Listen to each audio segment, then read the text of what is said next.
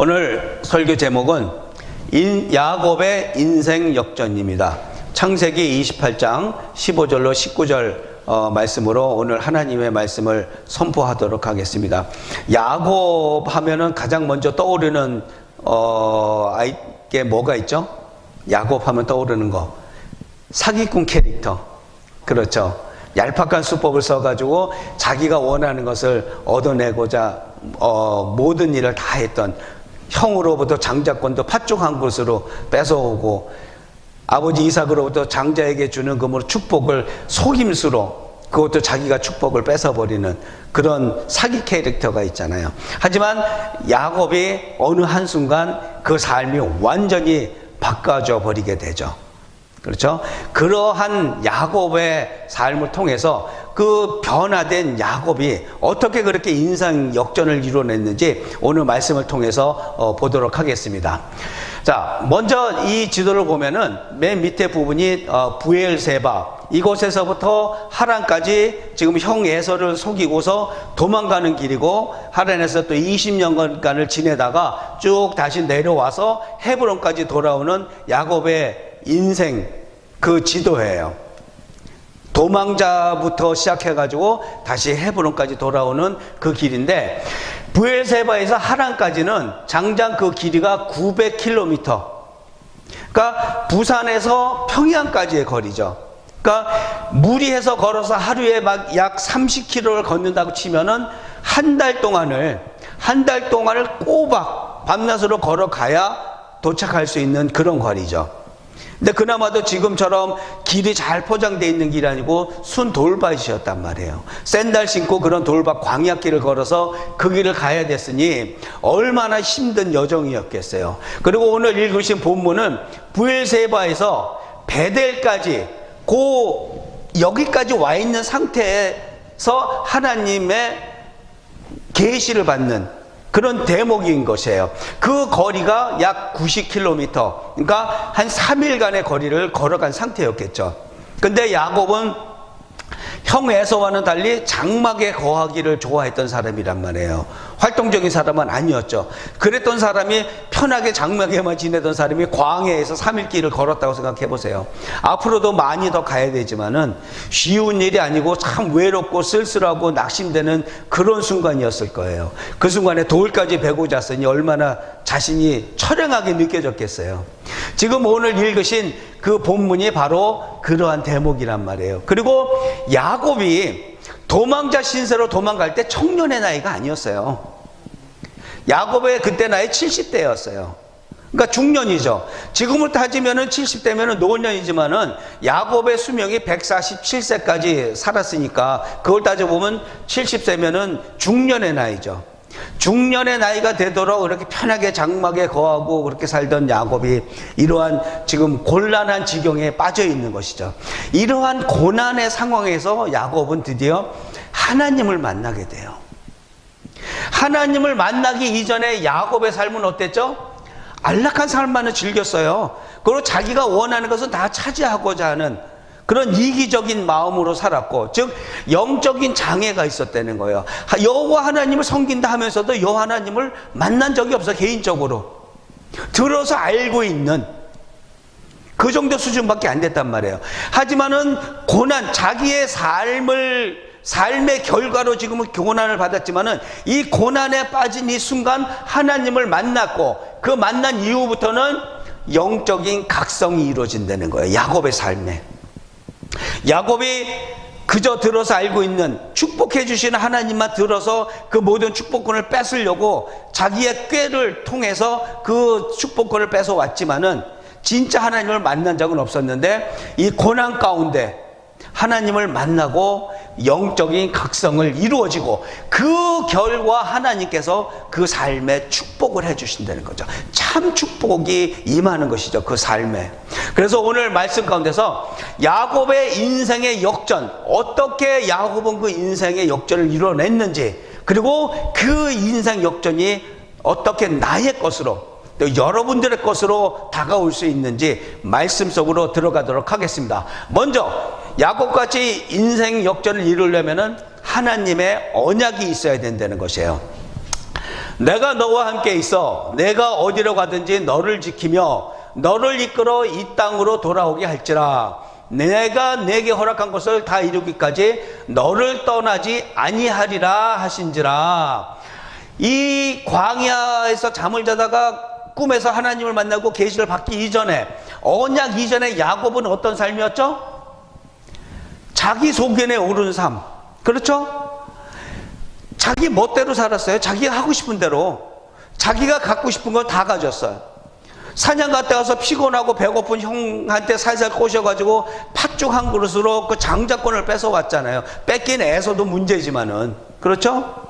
그리고 눈이 먼 아버지 이삭을 속여서 거짓으로 자기가 형 에서인 척하고 그 축복을 또 받았고, 자기가 원하는 것은 수단과 방법을 가리지 않고 다 자기 것으로 만들어버리는 자기 소견에 오른 삶을 살았던 야곱이었다는 거예요. 그러한 야곱을 하나님께서 축복하신 이유가 있어요. 그러한 사기 캐릭터를 가졌지만은 그래도 하나님께서 그 야곱을 축복하신 이유는 적어도 야곱에게는 신본주의라는 그런 믿음이 있었다는 거야. 하나님을 경외하고자 하는, 실제로 하나님을 만나서 하나님이 어떠한 분인지 경험하지 않았지만은 전인격적으로 여호와 하나님을 섬기는 그러한 깊은 영성은 없었지만은 그래도 하나님을 붙잡고 살고자 하는 그런 마음은 있었다는 거예요. 그렇기 때문에 그런 축복권도 가져오고 싶었고 그런 모든 장자권도 가져오고 싶었던 거죠. 그렇게 하나님을 가까이 하고자 하는, 하나님을 삶의 주인으로 모시고자 하는 그런 마음에 비슷한 마음이라도 있었다는 거예요. 하지만 에서는 어땠어요? 그런 마음조차도 없었어요. 비스무리하게 믿고자 하는 그런 마음조차도 없었다는 거예요. 장자권 그까이 거, 지금 당장 배고픈 거 해결하는 게 문제지, 팥죽이 더 좋아하고 장자권 줘버리잖아요. 하나님이 그걸 좋게 보시겠어요? 좋게 볼 리가 없지. 이방 여자와 결혼하고. 그래서 하나님께서 이러한 사기 캐릭터이지만 그나마 그래도 야곱을 이쁘게 보시고 축복을 해주셨다는 거예요. 그리고 지금 이 순간 광야 속에서, 그 고난 속에서 사달이 꿈을 보여주면서 야곱에게 언약을 해주시는데, 이 언약은 야곱에게 처음으로 주신 언약이 아니죠. 처음으로 아브라함과 맺은 언약이죠. 아브라함에게 축복의 언약을 맺으신 그 축복이 지금 야곱에게까지 계속해서 흘러내려오는 거예요. 그 얘기 또 뭐예요? 야곱에게 했던 아브라함의 언약, 축복의 언약을 확증을 하시고 다시 한번 확인해 주시고 앞으로도 계속 그것이 이어질 거라는 얘기예요. 그러니까 야곱에게 약속하신 그 언약이 계속해서 흘러서 지금 이 순간까지도 우리에게도 그 언약이 유효하고 계속 흘러온다는 얘기예요. 굉장한 얘기죠. 아브라함에게 했던 그 언약, 말씀에 있는 그 언약이 단 한 점도 틀리지 않고 계속해서 유지가 된다는 것이죠.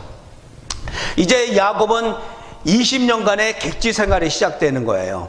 자신의 삶을, 잘못된 삶의 방식으로 인해서 지금 고난에 빠졌고 다시 하란으로 가서 거기서 20년간 객지 생활을 시작하지만 단 한 번도 경험해보지 않았던 그런 곤란한 상황들, 고생스러운 상황들이지만은 그러한 큰 곤란은 곧 하나님의 큰 은혜가 임한다는 것이에요.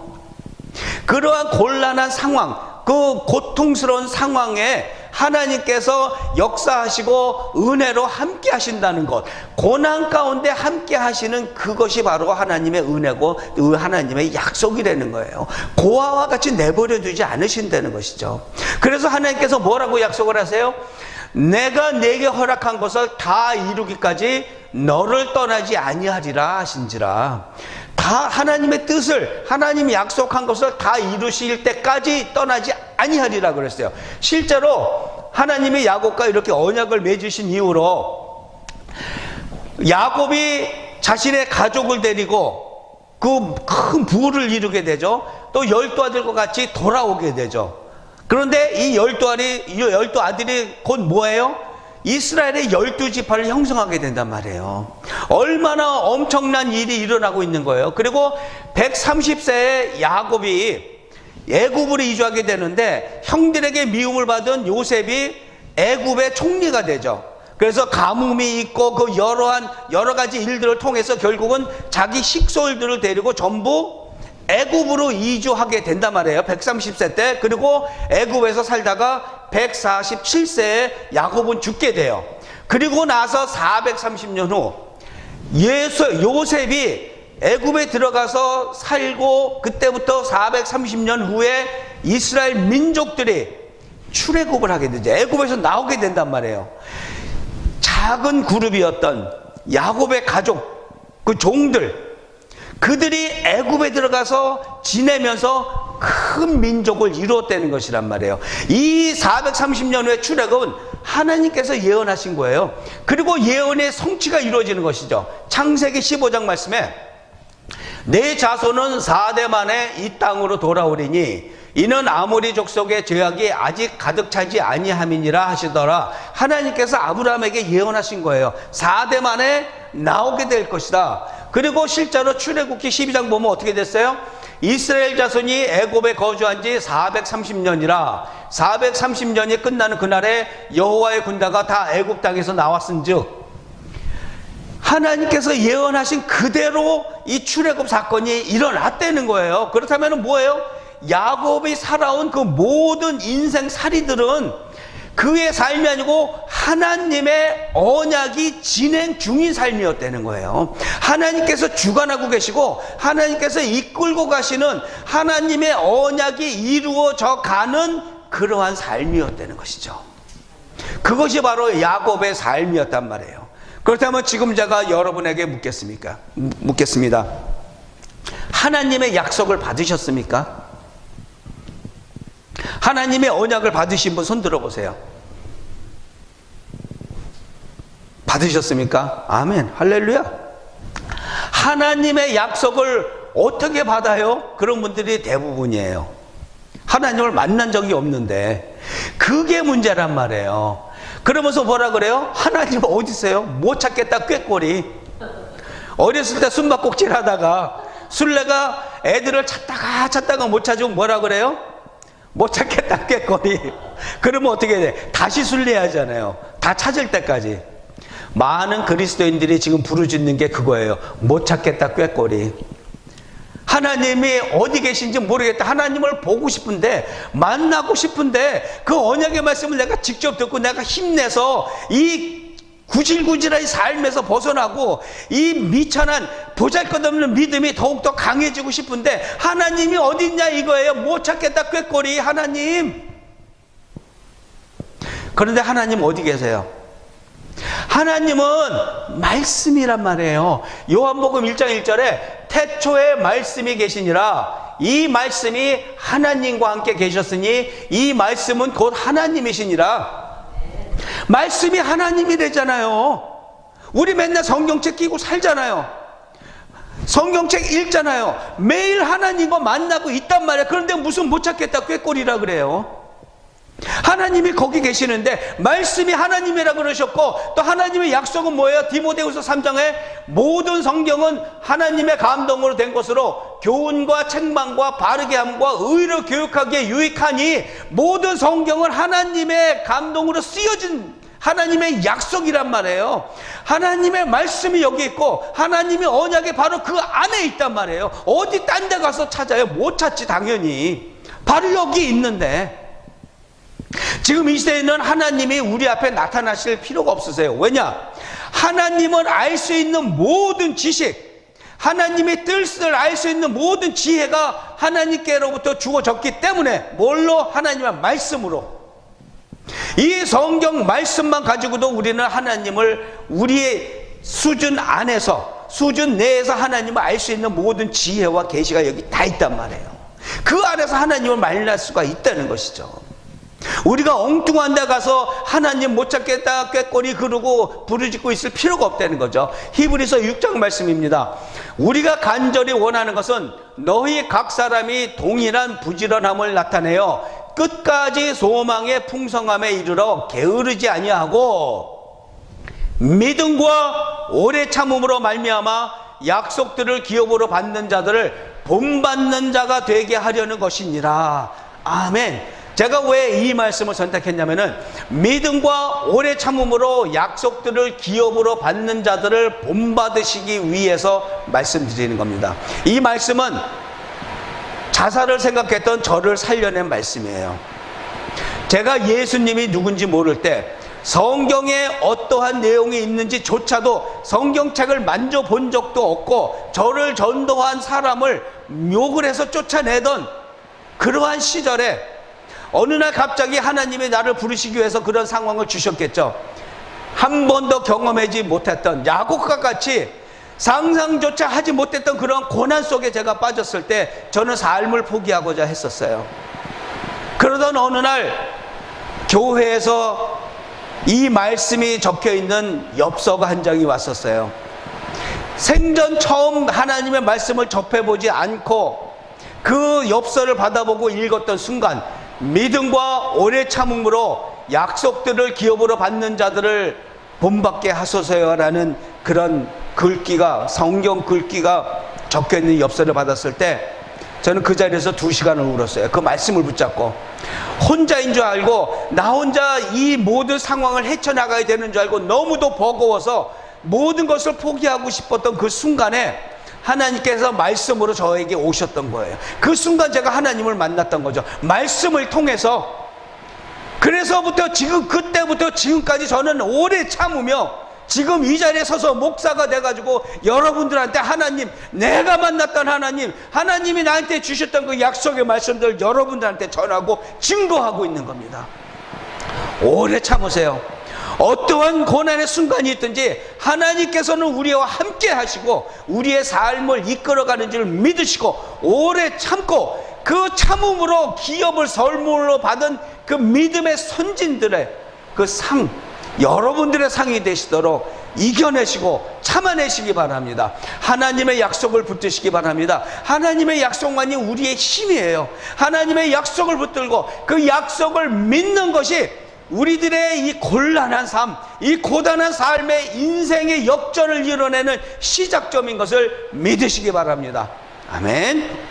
자, 두 번째, 야곱과 같은 인생의 역전을 이뤄내려면 하나님의 임재를 깨닫는 삶을 살아야 된다는 거예요. 야곱이 잠이 깨어 이르되 여호와께서 과연 여기 계시거늘 내가 알지 못하였도다.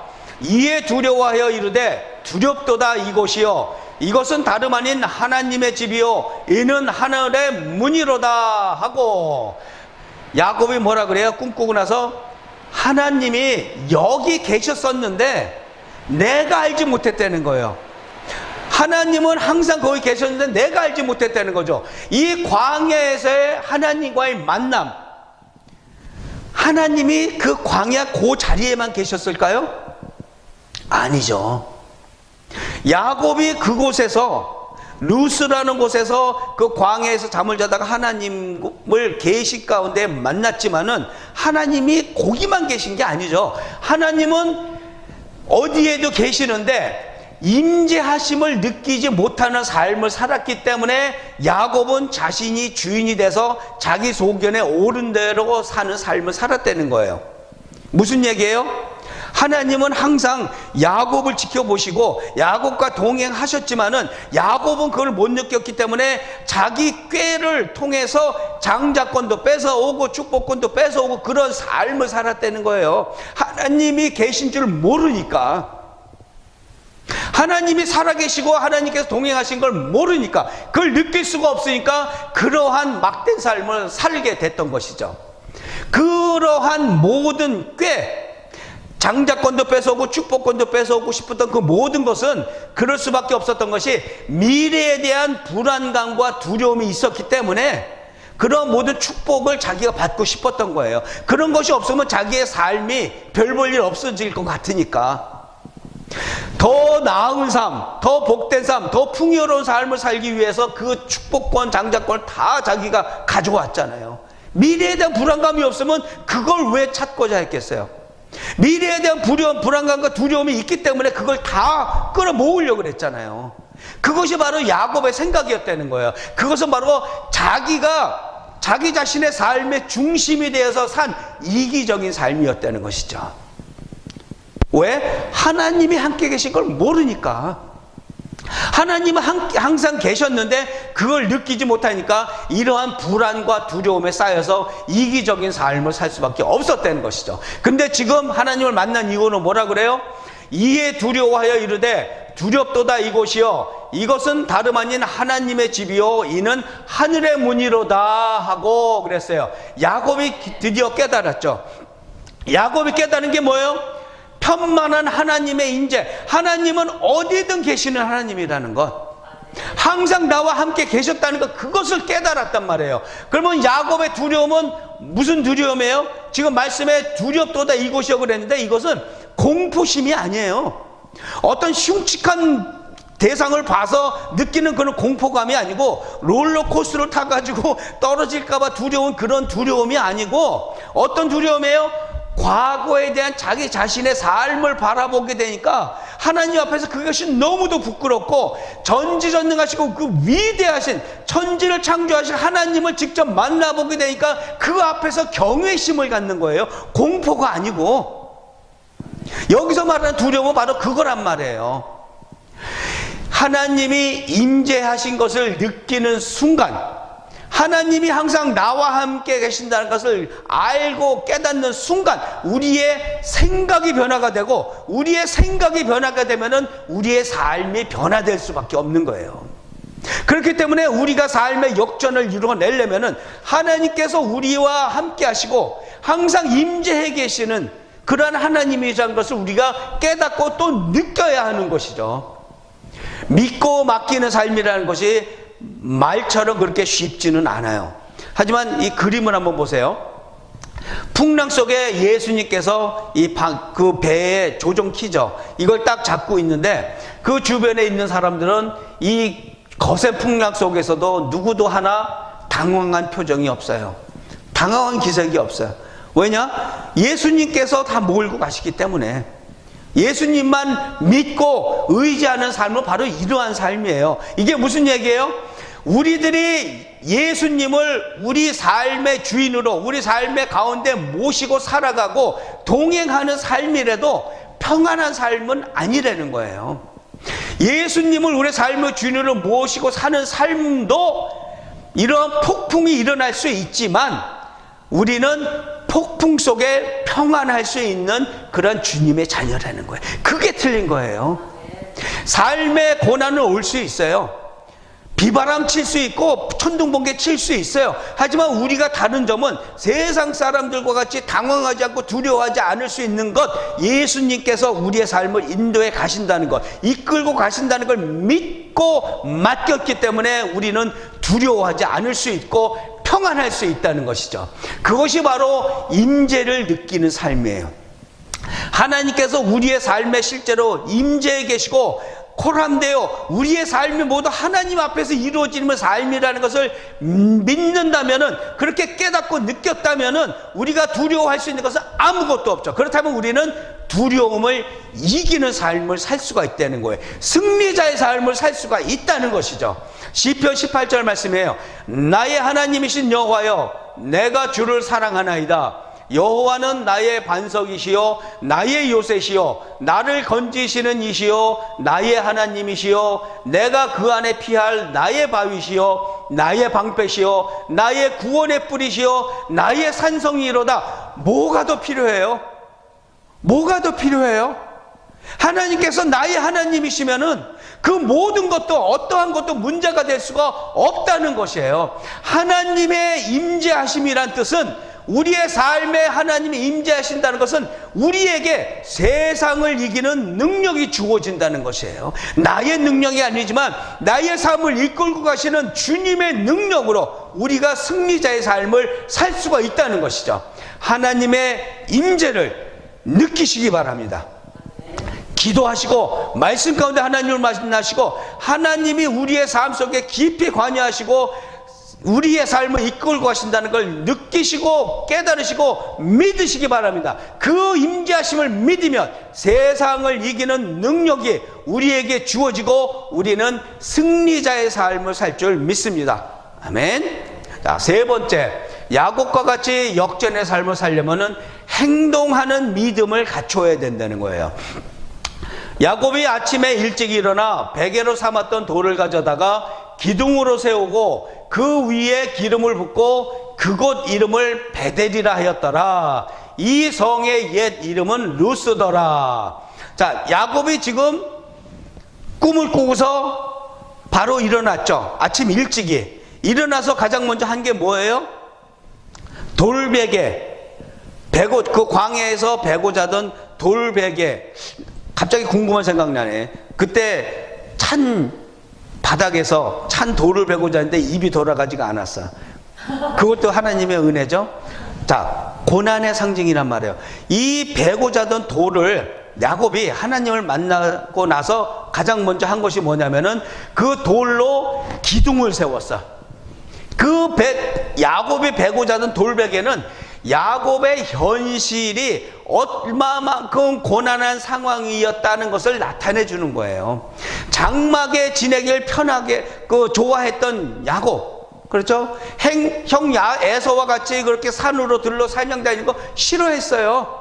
그 장막 안에서 뭘 하고 있었는지 모르겠지만은 편안한 삶을 살기를 좋아했던 야곱이 지금 현실이 이렇단 말이에요. 돌베개를 베고 그 추운 광야에서 잠을 잤단 말이에요. 고난의 상징이죠. 야곱의 고난의 상징이었던 그 돌베개, 그거를 기둥으로 세웠다는 것은 새로운 삶을 살고자 하는 그 의지의 표현이에요. 그 자신의 고난을 나타내는 그 돌베개를 세워서 이제부터 하나님을 만난 이 순간부터 나는 새로운 삶을 살 것이라고 기둥을 딱하니 세운 것, 그것은 바로 하나님께서 부르심에 대한 응답인 것입니다.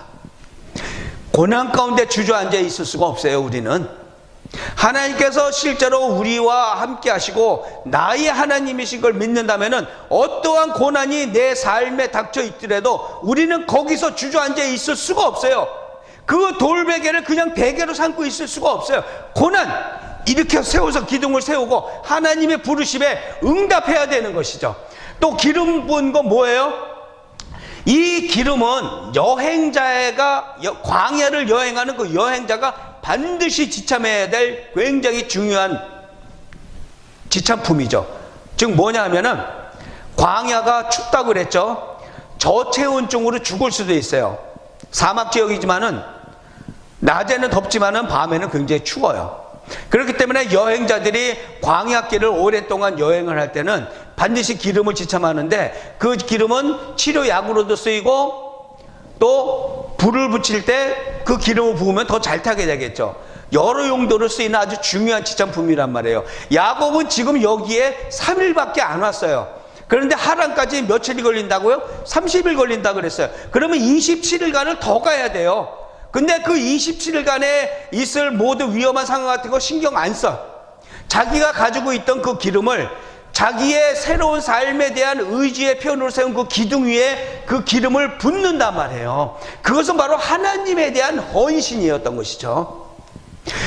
이기적인 삶, 자기가 원하는 것을 자기가 모두 가져야 되고 다 끌어모으려고 했던 그 야곱이 지금은 어떻게 돼요? 하나님을 만나고 하나님의 임재를 느끼고 깨달으니까 자기가 소중했던 그 물건들을, 그 기름을 꺼내서 그 기둥 위에 부어버리잖아요. 우선순위가 변화된 거예요. 하나님을 만나니까. 그것이 바로 야곱이 돌베개를 기둥으로 세우고 그 기둥 위에 기름을 붓는 행위를 말하는 거예요. 야곱이 변화됐죠. 이기적인 야곱이 자기가 삶의 중심이 돼서 자기만을 위해서 살던 야곱이 이제는 고난 중에 예배자가 된 것이에요.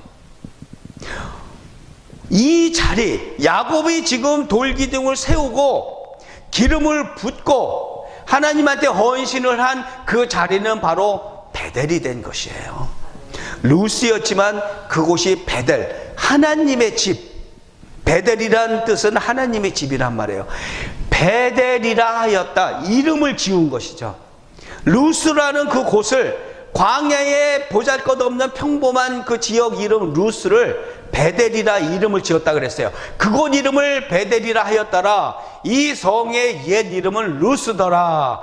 야곱이 새 이름을 지어줬다는 것은 그곳은 새로운 존재가 됐다는 것이에요. 실제로 성경에 보면은 이름이 바뀐 경우가 굉장히 많죠.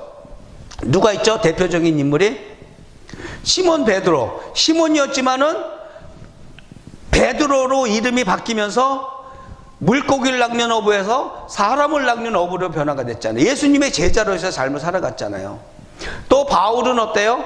사울에서 예수님을 섬기는 사람들을 잡아러 다니던 사울에서 예수님을 만나서 바울이란 이름으로 변화돼서 그 다음부터 어떻게 돼요? 예수님을 증거하는 삶을 되죠. 완전히 새로운 존재가 됐단 말이에요. 지금 야곱은 어때요?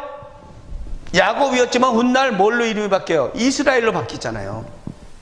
이스라엘로 그 이름이 바뀌면서 그 야곱에 바뀐 이름이 민족의 이름이 되잖아요.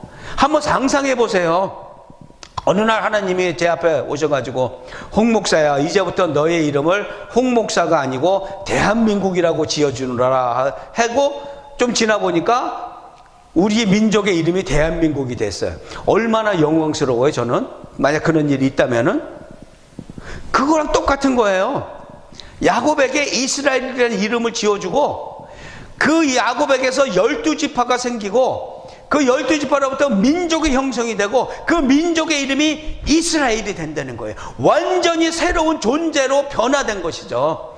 지금 야곱은 그와 같이 광야 루스, 아무것도 없는 그런 보잘것없는 지역 그 루스를 베델이라고 이름을 짓고 그곳에서 지금 예배를 하는 거예요. 바로 예배의 장소가 됐단 말이에요. 훗날 이스라엘 민족도 베델에서 하나님을 예배하는 자리가 됐잖아요.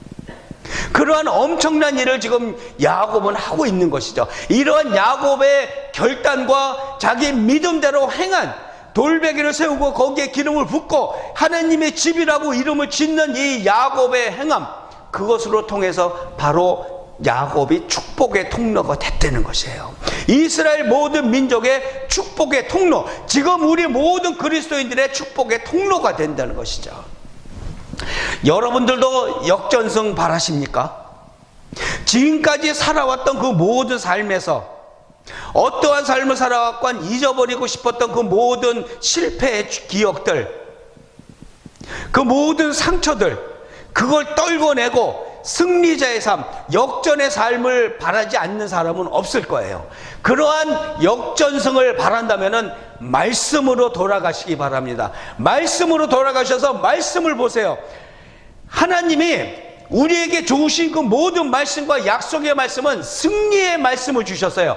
우리가 그 방법이 없다라고 생각하고 방법을 찾지 않을 뿐이지 방법이 없는 것이 아니죠. 하나님께서 우리에게 모든 승리의 방법, 역전의 삶을 살 수 있는 방법을 말씀을 통해서 주셨지만 우리가 그 말씀을 믿지 못할 뿐이라는 거예요.